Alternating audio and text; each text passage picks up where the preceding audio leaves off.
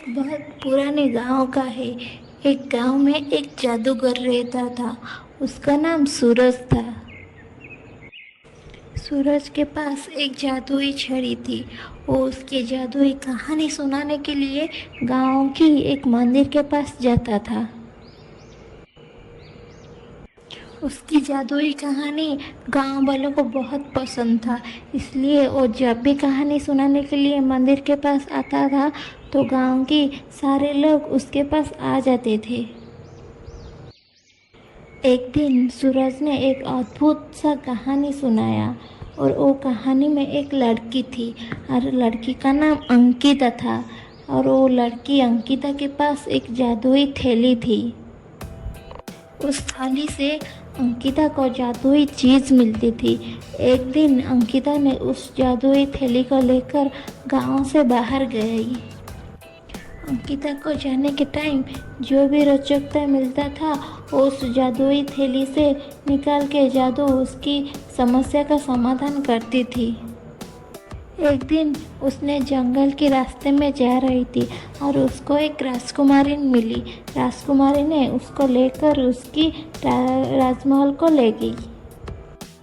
राजकुमारी ने राजमहल में उसे आकर बिठाया और उससे पूछा कि अंकिता, मैं तुम्हारे बारे में बहुत कुछ सुना है। तुम्हारे पास एक जादुई थैली है ना? उस जादुई थैली से तुम बहुत सारे लोगों का मदद की हो ना? तो मुझे उसके बारे में कुछ जानना है। तुम मुझे क्या बताओगी? जी हाँ राजकुमारी, मेरे पास एक जादुई थैली है। मैं उस जादुई थैली को सिर्फ अच्छे काम के लिए इस्तेमाल करता हूँ।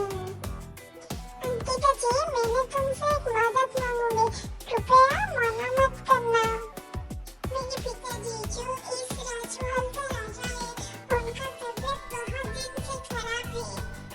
उनकी तबीयत खराब की वजह से गांव के लोगों की पोजीशन बहुत बढ़ गई है। राजकुमारी जी, आप ऐसे मत बोलिए। मैं कोशिश करूंगा। कृपया मुझे राजा के पास ले चलिए। राजकुमारी जी ने अंकिता को लेकर राजा के पास गई और अंकिता ने राजा को देखा।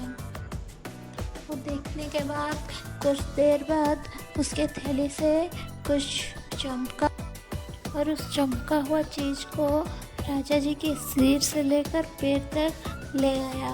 और उसके कुछ देर बाद राजा जी ने उठ के बैठ गई और उनकी तबीयत पूरे से ठीक हो गई। राजा, राजकुमारी और रानी ने ये देखकर बहुत खुश हो गए कि राजा ने ठीक हो गए और उस राज्य का गांव वाले भी बहुत खुश हो गए। राजा ने अंकिता पर बहुत प्रसन्न थे। उनका बहुत तारीफ किए और पूरे गांव में अंकिता का जय जयकार हुआ। अंकिता ने ये देखकर बहुत खुश हुई और वहाँ से घर को चले आई।